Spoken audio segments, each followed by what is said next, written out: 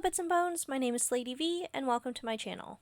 Quite some time ago, I wrote an article called Writer's Block, Should You Listen to the Professionals? And I never brought it up or talked about it on this channel before, so I thought I would read through the article here and then talk a little bit about how my thoughts have changed or developed since writing this article now. So let's just start with reading the article. Writer's Block, Should You Listen to the Professionals? How do you approach writer's block? Why won't the words come out? Quote from every writer under pressure to produce. Some attribute the silence of their muse to writer's block, but the way to combat it is the real problem. The writing community has a variety of options on why it happens and how to deal with it. There are a few schools of thought on writer's block. 1. Writer's block is a force of nature. It's more conducive to step away and do something else than to force words onto a page because they won't be to the quality that you want. 2. Writing your story might be out of reach, but you should stay engaged with the content by doing a side task, story plotting, character profiles, aesthetic boards, etc. And 3, the only way to get through writer's block is to push through it and write anyways, no matter what, no matter the quality. Those of the last mentioned mentality tend to follow the teachings of established professional writers that swear by honing writing as a skill through a routine. There's the quote, "A writer who waits for ideal conditions under which to work will die without putting a word on paper," by E.B. White. There are countless articles and videos talking over the necessity of establishing a writing routine. In that, there is also a lot of no-nonsense mentoring that condemns any lack of sitting and writing as excuses. In my last article, I touched on the writing community's tendency of saying one needs to prioritize writing over a happier, more interest-balanced life, which certainly applies to the professional writer's cure for writer's block, but in this article I'd like to explore the middle ground with you. There is a point to be made for not giving up and forfeiting to writer's block. Over time, that will do nothing but inspire lackluster performance. But it's also unfair to say anyone who doesn't dedicate the time and force themselves to write isn't trying hard enough. Developing a routine is not half as hard as developing a routine that caters to your needs. It is much more than just sitting down and writing, because we're all different writers with different lives and brain chemistry. It's the little things that matter far more than the large declaration to carve a spot out for writing out of your life and not take any excuses. My routine isn't your routine. Are you an early riser or a night prowler? Would you expect an early riser to produce their best writing late at night when they have the lowest energy? Probably not. But the professional's cure for writer's block would dictate that they write anyway if that were the only time that could be allotted. I respect the hustle behind the idea of pushing out writing, but I find myself reluctant to allow its mentality to shape me. As much as it's an excuse to allow early risers to take the night off, it is a vicious mental cycle to demand more of yourself than is feasible. Sometimes it's not about when you should force yourself to write, it's about when you shouldn't.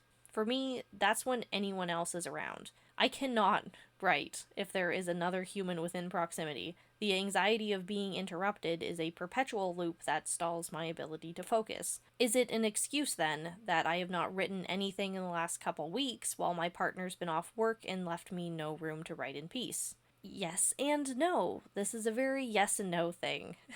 We are humans. We are complicated, and sometimes forcing ourselves to write isn't the appropriate answer, for a variety of reasons. My reason is that if I force out subpar writing, I know that I will unconsciously resent my partner for spawning conditions that caused that, which is, in turn, super unhealthy, and not something that can be avoided. It's different for everyone. If you're a parent that has to sacrifice time with their kids to write, the result may be that the finished piece of writing brings bitterness instead of pride, that you missed all that time with your children and now they're all grown up and gone, and you chose writing over them. You don't want that. Of the writer's block mentalities listed at the start of this article, the healthiest, in my humble opinion, is the second. Staying engaged and inspired by the story that you want to tell doesn't always involve writing. Writing is a long process with many stages. If you have to sacrifice your writing routine, find creative ways to make your next session easier, rather than lament the loss of your initial writing session. Have to watch a movie with the family? Pick a similar genre to your writing and see what does and does not work. Writing a medieval drama? Buff your knowledge with documentaries, or search aesthetic boards to help construct scenes. Writer's block is a plague upon us all, And professionals have all my respect in the world for pushing through it. But make sure that you do what's best for you, your lifestyle, and your story. So that's the end of the article. I mean, I still agree with the sentiment that I wrote about it in the end, but I think I should add a little bit of context as to why I wrote this in the first place. And it was because of that scenario that I mentioned with my partner being home all the time, because COVID happened. And I can't write when anybody's around. And I was feeling very pressured by advice on the writing community about write all the time, write every day, write no matter what. If you're not finding time to write, you're not trying hard enough. Everybody else has to deal with this shit. And it's just like, no, everybody else doesn't actually have to deal with this shit. Everybody is different. When we hear those success stories of really famous creators that had to push through really crappy situations to get where they are, it is both inspiring, yes, but it is also very down-putting. Do you know what I mean? Where it's like, if they happened to overcome everything and be as successful as they are, and you don't have as bad of factors put against you, then all of a sudden, comparatively, you're a piece of shit. And I wrote this article because I had writer's block, and I also didn't have space to write, or like I had space to write, but I wasn't comfortable writing. I wasn't going to do good writing, and I knew I was just going to get really, really mad about it because I was sitting at my computer every day for hours, staring at a computer screen, wanting to type, having ideas just floating around my brain chaotically and suffocating me, but I still couldn't put a word down because of the environment that I was in. And having to put myself up against people that are just like, oh, when I come home from work after a 10-hour shift, I still find some way to do 5 hours for my side business, and I did that for years and now I'm successful. I just wanted to put in perspective. I wanted to make an article for people like me that feel so pressured that they're just not doing enough, that it's okay. You're not a piece of shit just because you don't have vast, crazy amounts of success when the factors against you are technically less than those that have already accumulated that amount of success.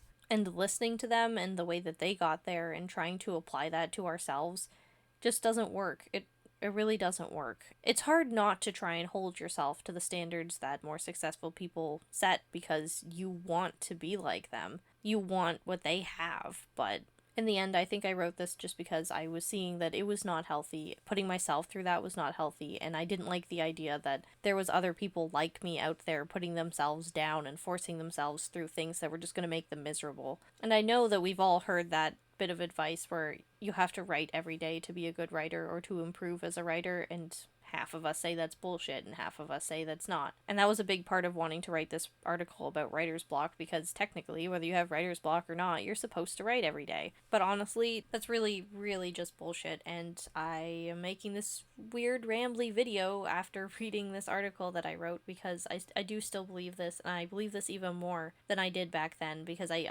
better understand it. That if you're not the people that are giving you advice, that then you shouldn't feel any obligation to enact that advice. That advice is not actually for you. I think that's something that a lot of us don't understand, is that just because advice is coming from what seems like a good source doesn't mean that the advice applies to you. Like, advice is not universal. Writing standards, writing practices, anything creative, really, that is defined by how somebody else does it is not how you do it. It's not yours.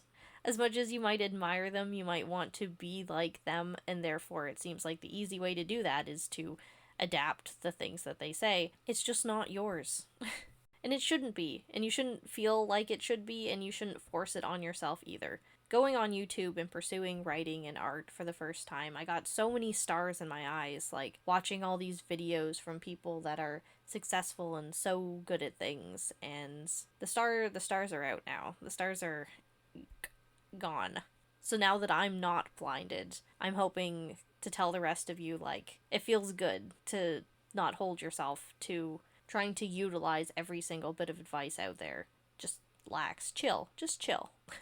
We'll all get there eventually. Give yourself time, give yourself space. There is no bar that we actually need to hit. There is no standard of what a life has to be. Life is meaningless, and we're all just inexplicable flickers in the universe, and I don't know if it makes you feel any better hearing that life is meaningless, so you shouldn't hold yourself accountable to things any higher than what you actually want out of your life. but it makes me feel better. So I thought I'd just say that to you so you can hear it too, if you're like me.